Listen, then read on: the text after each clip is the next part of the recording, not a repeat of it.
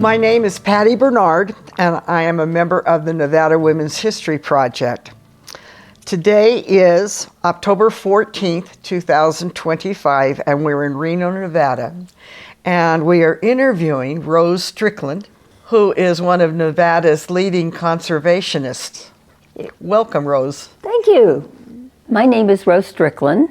I was born in Vicksburg, Mississippi in 1944 and raised there and went to college, but I ended up in Reno around 1975.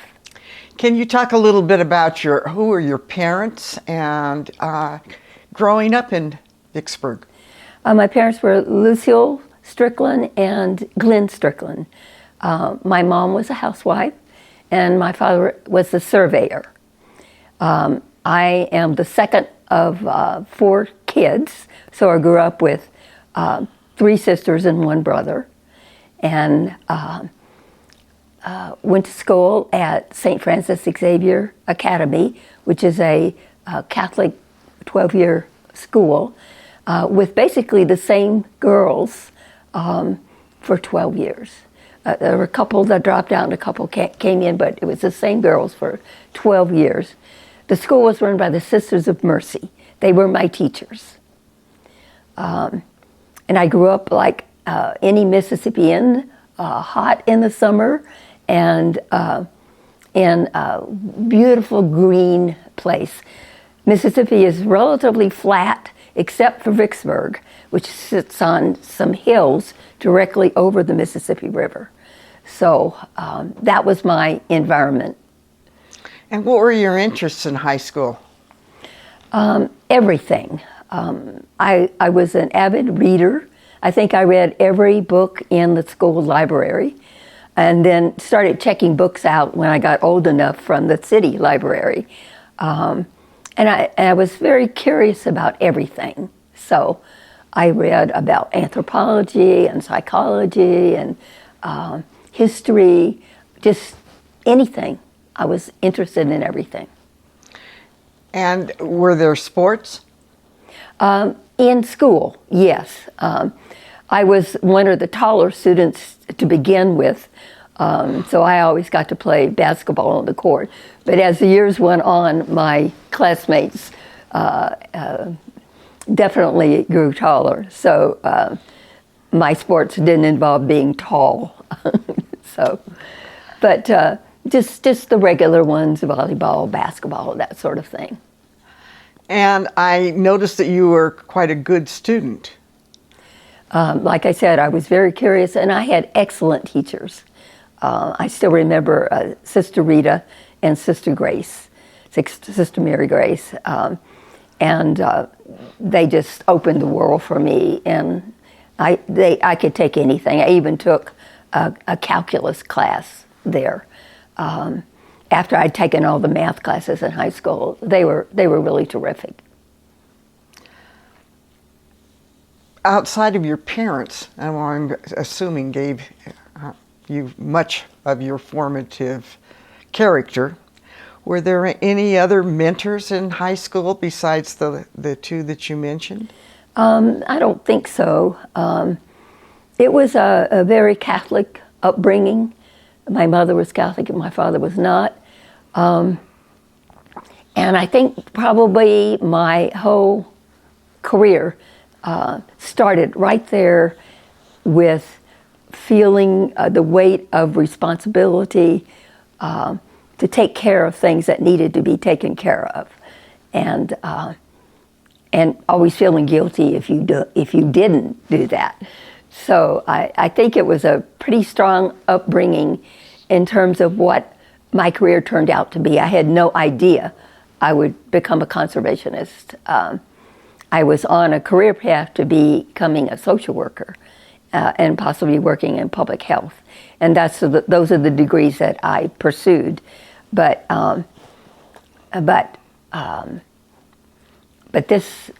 that I had started with this underlying feeling of responsibility, first for human beings and then for everything else. So you always had an interest in people? Oh, yes. In sociology, like any kid growing up, you always wonder if your family is like other families. Is it better? Is it worse? And I lived in dormitories with other Catholic girls from all over at Loyola. And so we were able to compare family stories, and it was always very interesting to me why people did what they did. Why they were interested in this but not that, why some were successful and some were not. So I was trying to figure that out as a kid. Was Loyola close to you? Why did you pick Loyola? It was, New Orleans is just down the Mississippi River, so you could say it was close. I could have taken a boat down the river to Loyola. I think I wanted to stay close. I didn't like any of the Mississippi universities, but that was just over the line down in New Orleans, and I thought I'd like to try something like this. And it was run by Jesuits, so I was also interested in the way that they were going to teach. And I had wonderful experiences with Mardi Gras, being a young girl in town during Mardi Gras, with the Mississippi River, and the place that I stayed was not far from the river. I could walk down there and watch loading and unloading. It opened up the world to a Mississippi girl. What about the university? Was there a wide variety of students from other parts of the country, or were there more Southern-based students? I'm not sure. I think in my dormitory, the girls that I knew the best were from all over. Largely from the South, but some were from Ohio or Illinois or places like that. So there was some cultural mixing, but it's a very Southern place, and very traditional, and another absolutely beautiful place to be in, to grow up in. And I know that you were there for a couple of years, but then you transferred. And what motivated you to transfer to Texas? I always was fascinated with the West. In Vicksburg, the highest place is a place called Fort Hill in the Vicksburg National Military Park. And so I would go there as a kid, and I would look west. And all I could see were swamps all the way in Louisiana. And I thought Texas was farther west than New Orleans, and that I would try that and see what it was like. And also they had good programs in sociology and psychology that I wanted to try. Did you look at various colleges in Texas before you finally picked, or did you? I think I must have. And I finally settled on Houston. It was a really big city. And I just wanted to give it a try. And what was it like, different from Loyola and Vicksburg? And I was a junior at that point, and my roommates were freshmen, so there was kind of already a youth senior clash there, but I really learned a lot, and I learned to study. I took advanced classes in chemistry and math. I don't know why. I was just curious. I thought it might be fun to learn some stuff like that. So I just kept going at it until I graduated. I think I want to take you back even. You said you always were curious and wanted to move west. Did you watch Western movies or read Western books? I mean, of was course. there a mystery of the West? Of course. Probably every kid does. In my voracious reading, I read all of Zane Grey's novels, and I began to think of what it would be like to be in the West, where there were mountains and you could actually see far, and and deserts. I was fascinated with deserts. What grows in deserts? How could things grow in deserts? I came from the driest state, the wettest state. Mississippi is the wettest state, and that was all I knew. But I knew there was another climate and totally different culture out there, and it was a wide open place. And some reason that drew me westward. And so you graduated from Houston. Right. Your college was? University of Houston, yes. University of Houston. And here you are, 22 or 19. What then motivated you to take the next step? I decided I wanted to be a social worker. And so I did look at different colleges with different programs, and I really liked the one at University of California at Berkeley. So and they also had some scholarship programs to help me with the cost of doing that. Although I had already worked my way through college and figured I would continue to do that in my master's program, which I did. I did like the whole idea. It wasn't the desert, but it was the Pacific Ocean, and it was a totally different place from Mississippi. Well, and even Texas. And definitely Texas also. So what were your activities outside of school when you were in that area? That's a large area to explore. Were you interested in ecology and visiting places at that point in your life, or did that come later? I think that came later, but I did spend a lot of time down in Galveston, which is right on the Gulf of Mexico. And we had a lot of fun in the parks down there, taking boat rides, staying with college friends. And I really loved that. It wasn't very far. It was like, 60, 70 miles from Houston, so it was easier for us to get rides down there. So we spent a lot of time on the beach and in the Gulf of Mexico. And when you went to San Francisco, what did you do in your off time? It was the age of the hippies, and it was the beginning of rock and roll music. Certainly the beginning for me for rock and roll music. And besides my classes, which I really, really loved, there were always concerts, parades, protests. This was during the Vietnam War.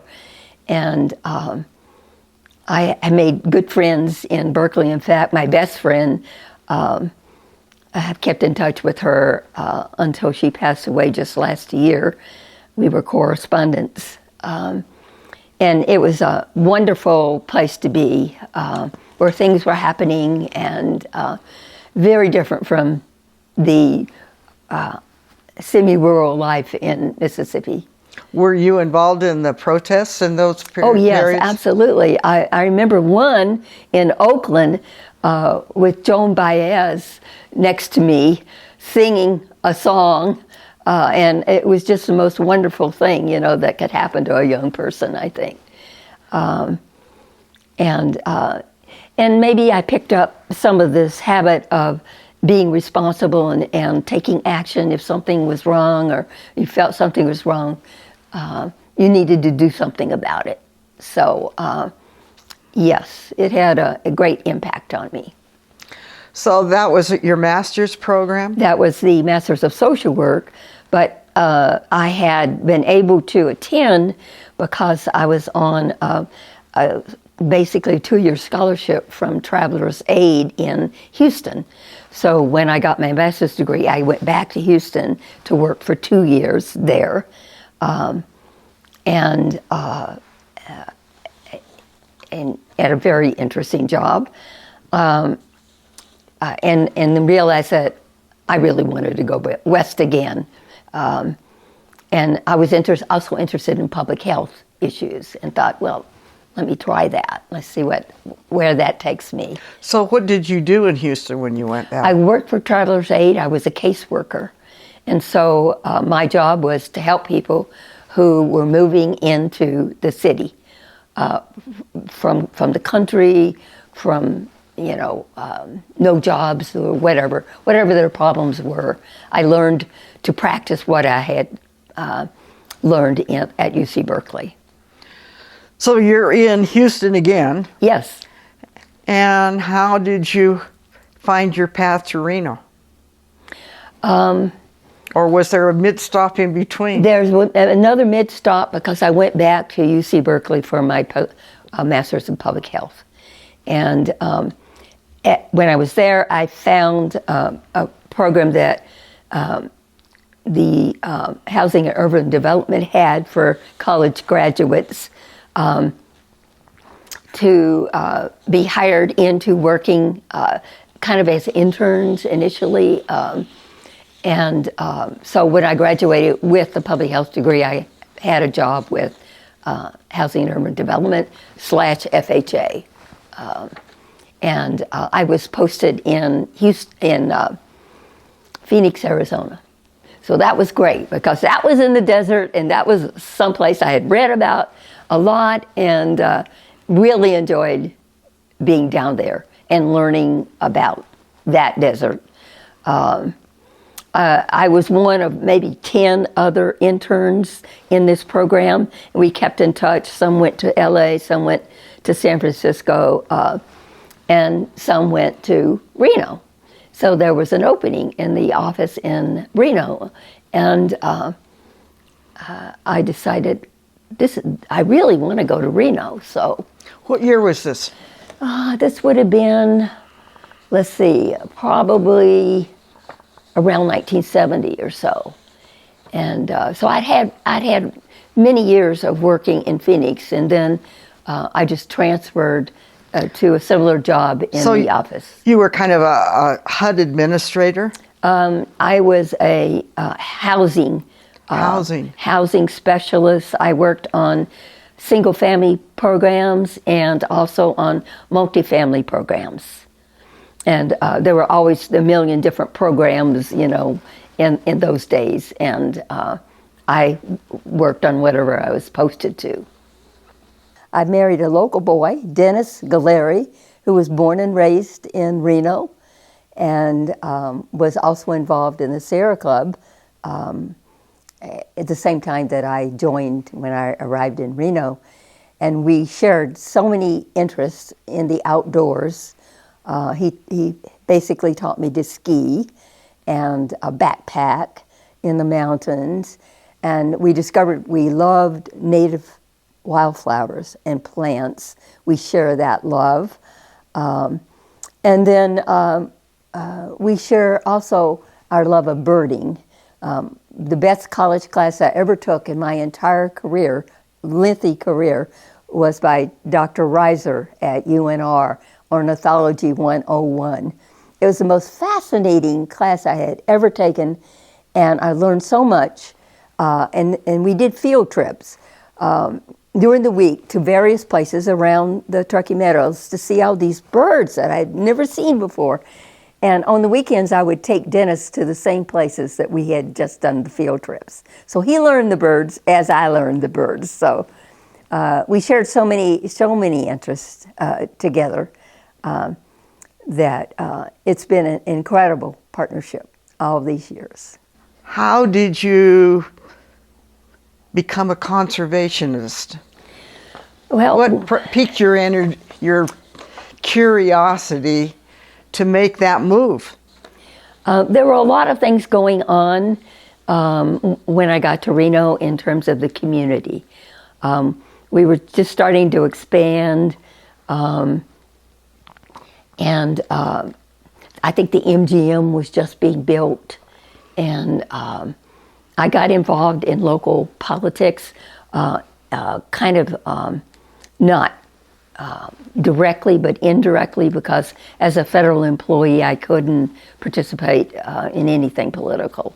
But on my private time, I got involved with other young people and I was learning things like how to ski and how to backpack and things like that. So I developed this large circle of friends, and probably some of them influenced me too. Well, actually, when I first got to Reno, the first group I joined was the Nevada Native Plant Society, because I was fascinated by the plants that grew in the desert. And the next group I joined was the Sierra Club, Toyaba chapter of the Sierra Club. And from them, I began to be educated about conservation issues, Lake Tahoe, the Truckee River, clean air, clean water. This was the era of National Environmental Policy Act, the Clean Water Act, the Clean Air Act. But mostly I think I was just so thrilled every time I went out into Nevada and realized that this is my land. I own this land, just like every other American. I own this land. And in Mississippi, almost everything is private. You know, the only public lands are like parks or, that's basically it. So I just fell in love with the public lands in Nevada, and my conservation gradually shifted from the Reno, the local area things, into what was going on in the rest of the state. How are our lands being managed?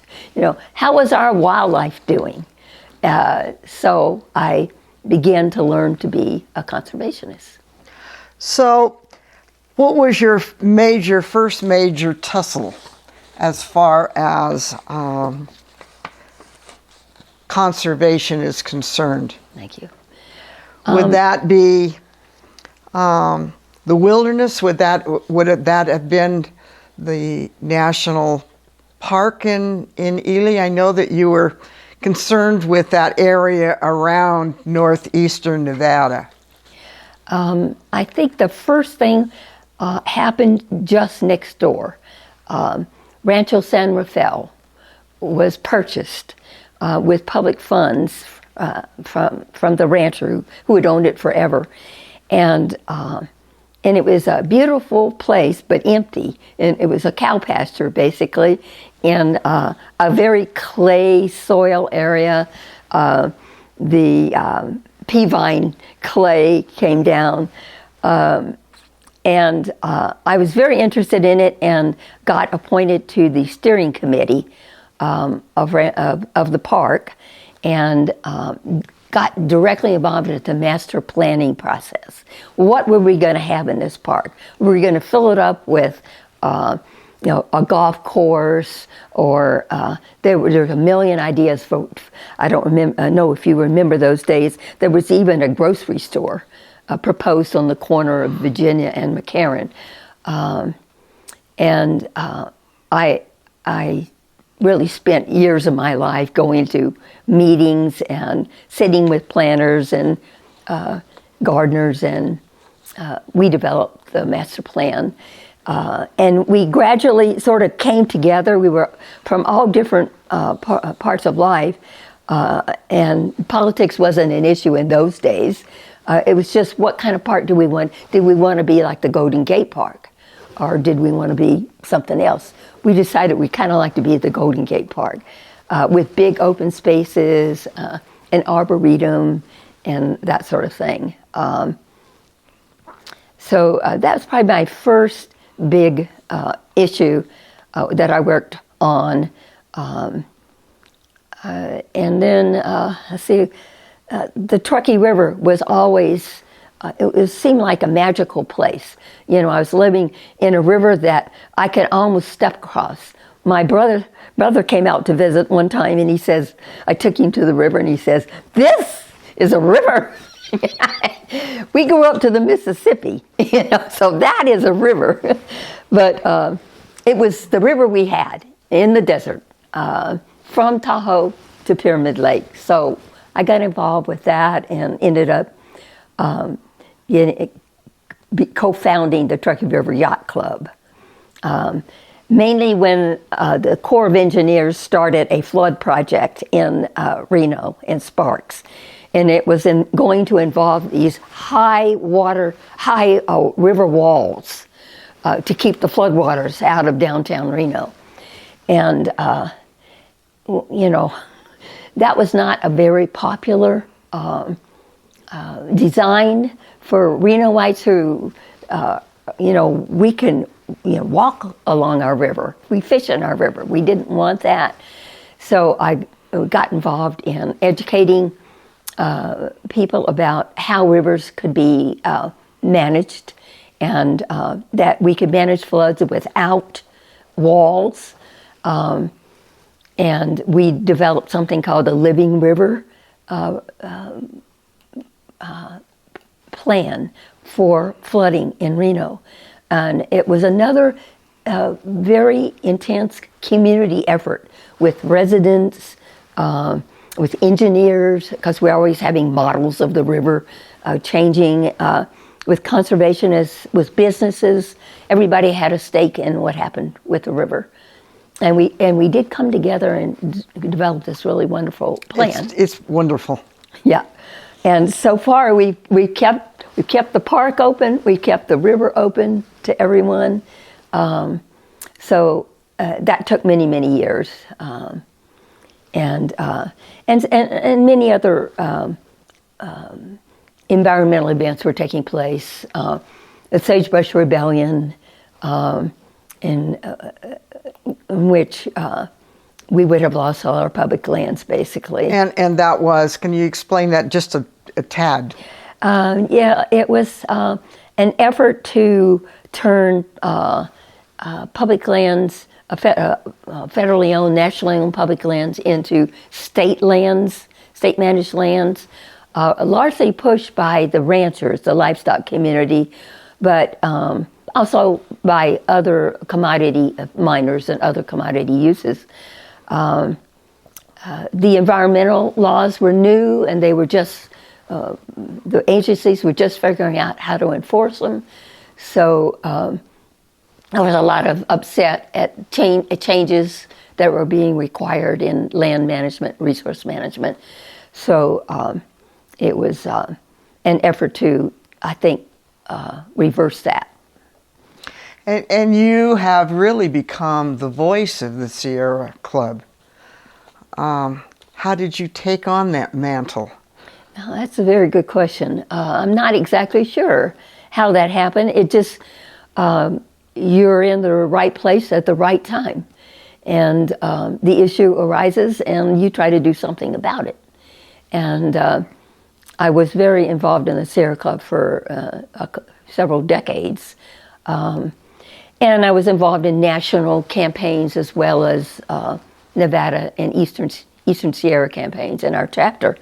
So I was deeply involved, and involved meant that I made many trips to Washington, D.C. as legislation was being debated on wilderness or on the national park. And I was sort of like the communications hub. We used to have telephone bills of $150, $175 a month. This is in the old days when long distance calls were not free, And I interacted with chapters around us, and it was a huge community of people that were interested in the environment and improving the environment in their communities and in their states. And on the public lands. And I know you were really involved in the grouse problem of the state. Yes, that was an early on issue too, when the wildlife agencies discovered that the sage-grouse populations were crashing. And the big flocks of sage-grouse that my husband's family used to hunt in Nevada were no longer there. And Governor Gwynn appointed a very wide-ranging team, sage-grouse team, to come up with a plan. The state wanted to have our plan, before the feds came up with their plans. And I was appointed that team as the conservationist. We actually had a anti-grazing person appointed to the team too, because the problem was initially blamed on livestock grazing. And as it turned out to be far more complicated than that. And it involved things like invasive species. Wild horses also eat a lot of grass. But we did come up with the first Nevada sage-grouse plan. And I think there have been a couple revisions since then. But we were, again, it was a mass effort and with a lot of people from divergent backgrounds. And we came together and we agreed on something that we thought would work and should work. So do you feel that you have that type of a skill that you can work very closely with other people of different ideas? Yes, I discovered that, one thing, environmental issues are never won. You have a temporary victory, goes on the back burner, who knows what's going to happen next.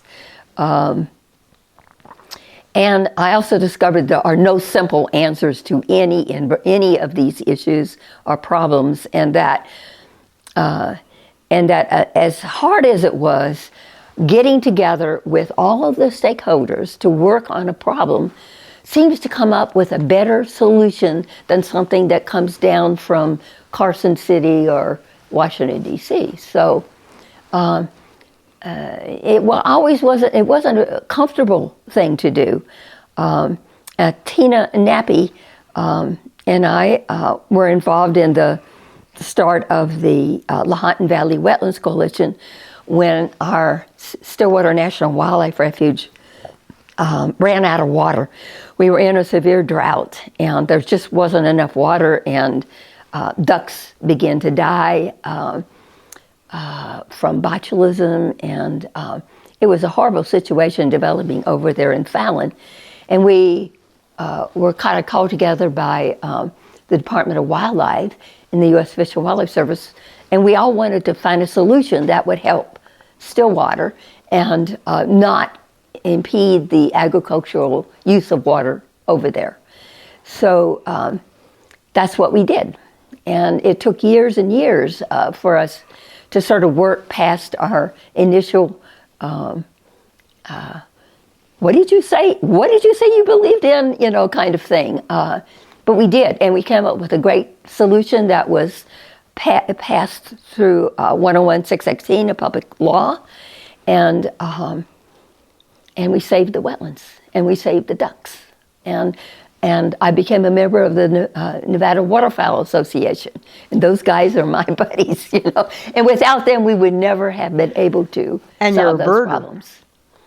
You're a birder. And I'm a birder too, and so I was very interested in helping the birds. They were interested in the birds for other reasons, but we finally came to this blasting understanding that they needed habitat. If they didn't have habitat, there would be no hunting and there would be no birds. So that was the overriding consideration that brought us and kept us together. So you really had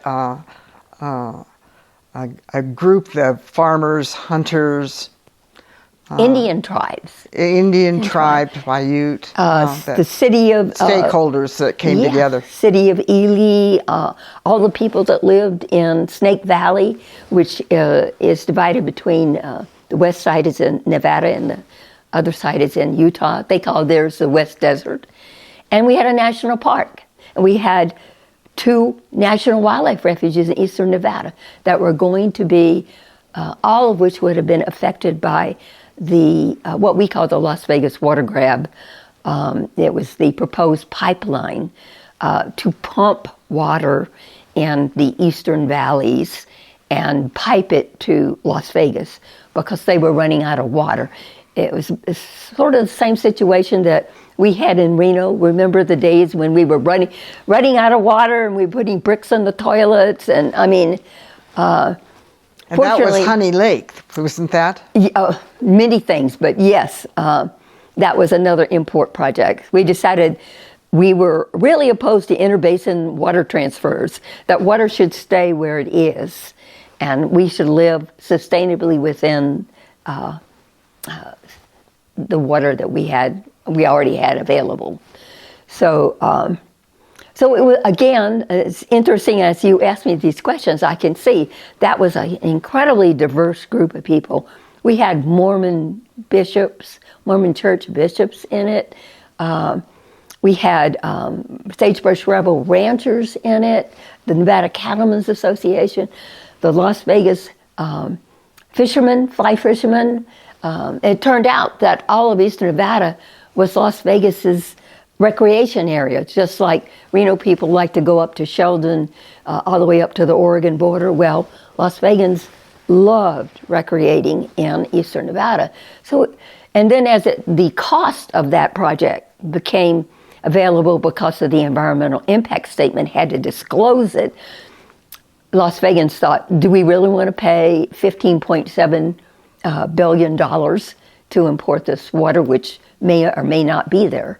So it was a fabulous fight against all odds, but we had an excellent attorney and who knew the law and could argue a case, and eventually we won that fight too.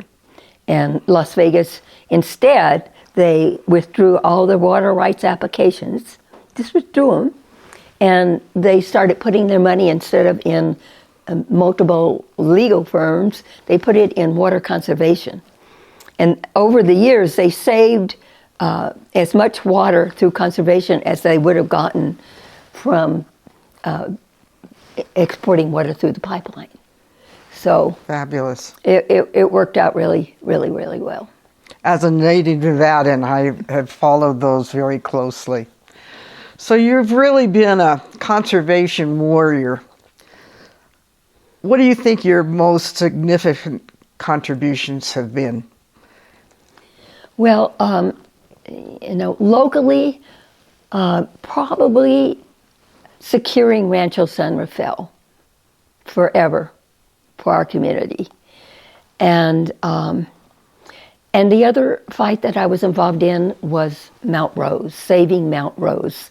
There was a proposed development up there, not just a ski development, but condominiums and houses and golf courses and casinos. And, I was hanging out with a bunch of mountain climbers and skiers, and we think, we can't, that's not right.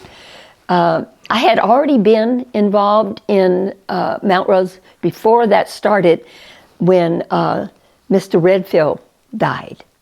And the estate taxes on all that property that he had acquired during the Depression, scattered parcels all over the Carson Range, came due.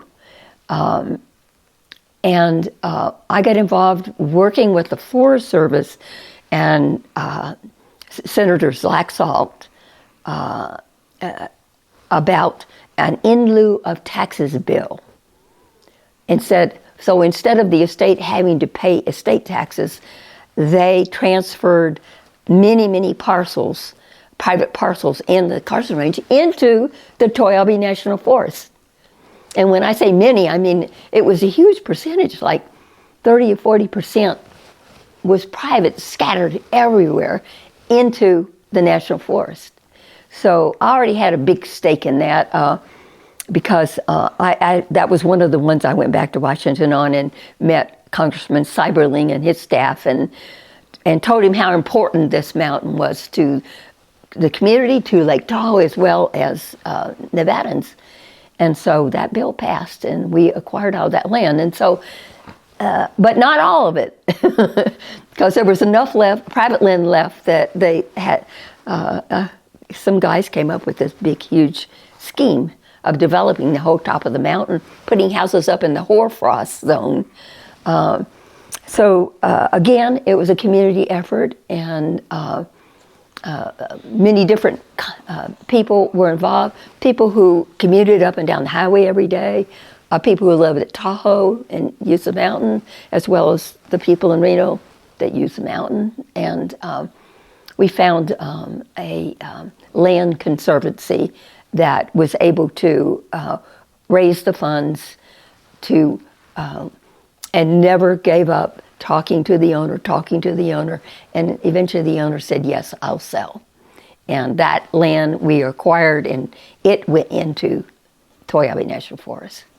So that's kind of a lasting thing, I hope. So, and I think you mentioned this before, your driving force is then what? What drives you to insert yourself into solving these myriad of problems that too many people really cause? Well, I love mysteries, and I love Sudoku. I love solving problems, and I had experience solving problems. The other big problem that we solved was the MX missile. My gosh, what a horrible thing was proposed back in the 80s, a Cold War kind of thing by the generals who decided they were going to build racetracks in valleys in central and eastern Nevada and western Utah, railroad tracks around, and put a nuclear and other missiles going around on the racetracks, on the railroad tracks, so the Russians wouldn't know which one had a warhead and which ones didn't. I mean, oh my gosh, that brought the entire state together. And there were no sides. There was only one side. It was Stop MX. There were a lot of other slogans that we used in that fight. But thanks to President Reagan, I got the news. I was taking classes at UNR as a grad specialist, and I got the news in the parking lot on the way to class that President Reagan had the MX project, and I was screaming and laughing and crying at the same time. People thought I was crazy, you know. I don't even think I made it to class. I was just so happy, relieved that would not be happening in our state. So I think all of those things were really difficult, but they really worked out pretty well as long as everybody was involved in coming up with a solution. So now on the MX, I don't think that was true. That was strictly politics, but still, you know, the fact that the entire state opposed it right. Wasn't unnoticed by Washington, D.C. You know, So we're all aging up there. Who do you think are there folks that are going to carry this forward? Who are you grooming, or is there a group that are as committed in the future as what you are? Well, the Sierra Club is alive and well. The Native Plant Society is alive and well. Many of the groups that I was involved in that I helped to co-found are still around, and there are younger members in those organizations, and they share the same kinds of concerns, and also the sense of responsibility that we need to fix these problems, that we can solve these problems. I think our country is going through a hard time right now. I have two federal employees on my street that are furloughed.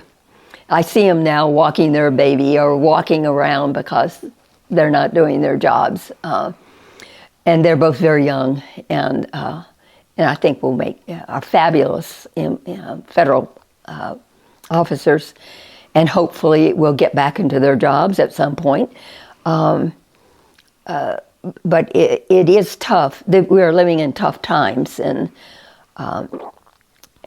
we've survived. Our country survived many tough times, so I'm hoping that we'll get through this one too, because a lot of the care for the environment, for conservation and protection,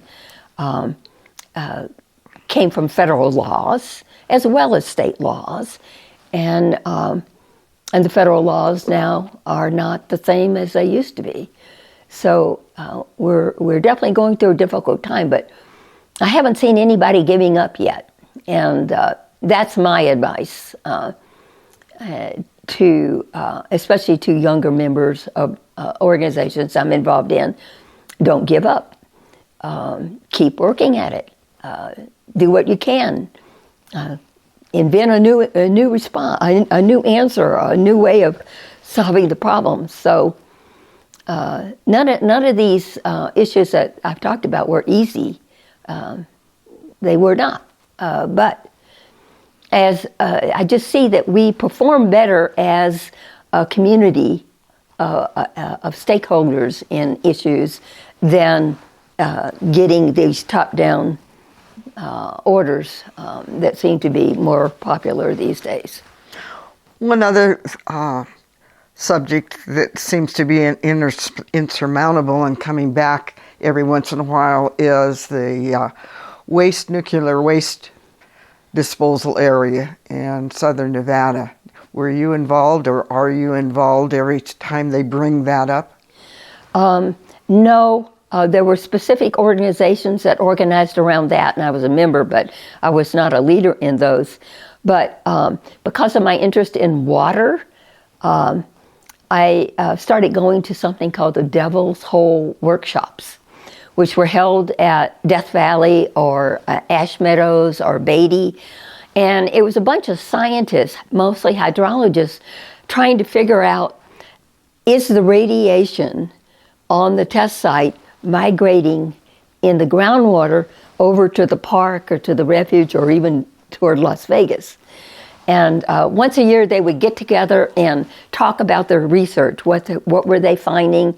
They were drilling wells here and there, and they're trying to figure out which way the water was flowing. And I went to those probably for over 10 years until last year, until this year, when it was canceled because of the new administration. So it was full of dedicated scientists and residents that would come who were also interested in, was their water radioactive or not. So has there been any type of outcome? Do they have an idea? Either it is flowing into those areas or it's not?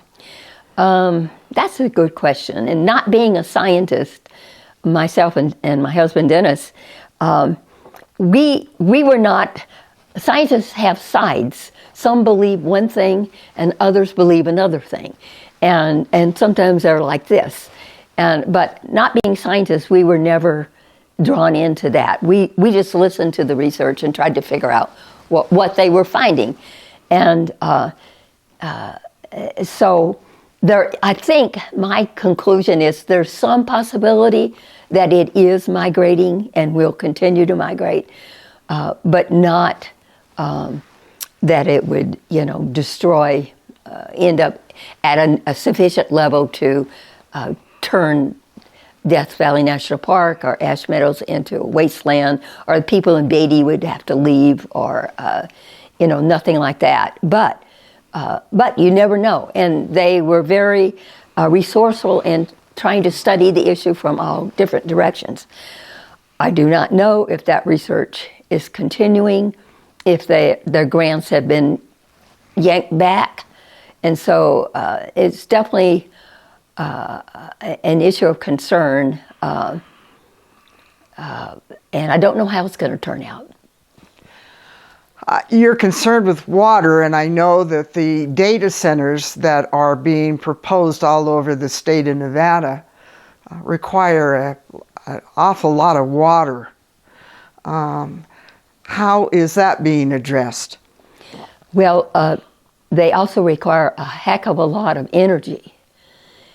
And energy is not cheap either. I'm talking about our energy resources as communities are already getting pushed by just the natural growth of communities, and having something come in on top of that,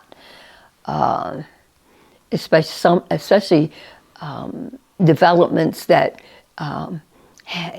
get tax breaks, so they're not paying for any of the impacts of what they're causing. it is a very significant concern. And I think some communities are beginning to grapple with it. They're understanding that the impacts may not be as great as they're promoted to be. And they are taking charge. Tucson is, Arizona has already grappled with that and come up with some rules of development, including guaranteed sources of water, or, ways to pay for water or whatever, because it is a significant problem. But the energy also is important because, our country was beginning to shift from the oil and gas industry, nuclear industry, power generation to solar and other alternate energy sources. And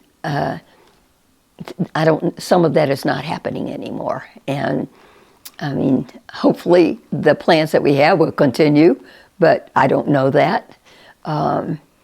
So we're in kind of a dilemma right now. And I know a lot of young people, especially in the Sierra Club and in other organizations, are also concerned about the future. Is Reno going to have enough water for when their kids start growing up? I mean, all of those questions that we constantly ask ourselves when something that looks like a golden egg comes swishing into your community. Well, we're kind of coming to a close, and what I would like to ask you is, how do you see yourself remembered? What would you like to see? Somebody wrote about you, an epitaph. How would you like to be remembered? Well, I would say a friend of public lands, a friend of wildlife, a friend of native plants, and a friend of working ecosystems, and a friend of sustainable living and uses of our resources. That's been my career. That's super. So, what have I not asked you that you would like to add? Actually, I think you've done a good job with your questions, because I had a wonderful time going back over my career and trying to remember, let's see, what did I do that year, and what did I do on that issue, and who did I work with, and that sort of thing. So I could add, I was going to ask you, I could add more annotation to some of these fights, because I realized that people who've moved into Nevada may not know anything about the MX missile and what was at stake at that point, or even the Sagebrush Rebellion, some of these other issues that we've encountered and dealt with. So I could do a little more annotation to other resources if they're interested in finding out more, if that fits into your program. Well, what we will do, and I will ask you, is that I have copied many of the news articles. And if you have any documentation that you would like to include, your file will be up at the Nevada Historical Society. Okay. And it will be open, hopefully, forever once it opens again. Right. But it's important, and unfortunately, Nevada history is kind of on a back burner with all of the other subjects in schools. Yes. And it's people like you that keep us to the straight and narrow and inform us so that we can participate and take action, and I thank you very much for that. And I thank you also for being active in your project and all the work that has gone into documenting the lives of women in Nevada. It's really terrific. And well, we're glad to include you. Thank you.